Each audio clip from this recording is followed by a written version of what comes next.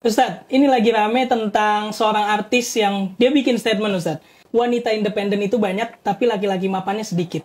Kira-kira pandangan Islam tentang wanita independen dan laki-laki yang mapan itu seperti apa, Ustadz? Kita harus tahu definisi terlebih dahulu dari mapan menurut KBBI dan juga definisi independen. Karena ketika dimasukkan ke standar TikTok, ini standarnya jadi buram dan bias. Sehingga Islam itu memandang kemapanan itu bukan dari kepemilikan terhadap aset dan benda yang mewah, megah, harus punya rumah dulu, punya mobil dulu. Itu bukan standar kemapanan. Standar kemapanan yang menjadi patokan daripada seorang untuk layak menikah adalah kesiapan dirinya untuk menanggung nafkahnya dan pasangan yang kelak akan ditanggung nafkah oleh dirinya. Kemudian standar independen juga bukan sekedar dia punya income sendiri gitu ya. Atau konsep di mana nantinya dia tidak membutuhkan sama sekali suami. Islam begitu jelas mengatur kedua peran daripada suami dan istri.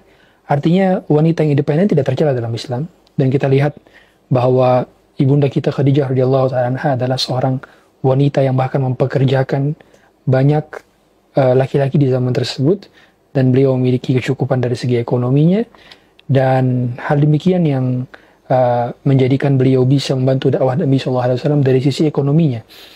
Tetapi kita lihat independennya seorang wanita tidak menjadikan dirinya membangkang kepada suaminya. Tidak menjadikan dirinya tidak butuh lagi kepada suaminya. Independen kita menjadikan kita bisa menolong suami kita dan juga menambah peran dalam sisi ta'awun al-bir, saling tolong-menolong dalam hal kebaikan. Maka ketika ada wanita independen, itu adalah tujuannya untuk saling tolong-menolong dalam ketakwaan, dalam kebaikan, bukan justru untuk menyaingi laki-laki. Karena Allah telah memberikan peran masing-masing, baik laki-laki maupun perempuan. Tujuannya adalah untuk saling bahu-membahu, tolong-menolong, menjadikan mereka sebagai kendaraan untuk menuju surganya. Bukan untuk saing-saingan atau untuk saling mengungguli begitu ya. Dan tentu bagi laki-laki kita tahu bahwa standar daripada pernikahan yang sukses bukan harus punya kecukupan duniawi menurut standar orang di zaman sekarang.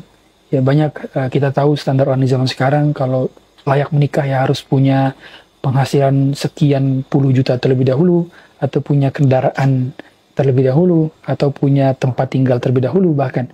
Tapi kita harus mengetahui bahwa kesiapan dan kebutuhan kita dalam menikah, termasuk dalam hal ini adalah sisi qawamnya seorang laki-laki, itulah yang menjadi bagian daripada kesiapannya dia untuk menikah. Bukan semata-mata dari kemapanan harta saja, tapi kemapanan juga dari sisi emosional, dari sisi qawam, dari sisi tanggung jawab. Itulah yang harus diperhatikan gitu. Sehingga statement demikian barangkali lahir dari sebagian pihak yang tidak mau menikah dan bertamengkan bahwa sedikit laki-laki yang mapan. Mungkin mapannya adalah standar dirinya, tapi seharusnya kita mengembalikan lagi segala sesuatu kepada agama kita, karena panduan kita adalah agama. Wallahu a'lam.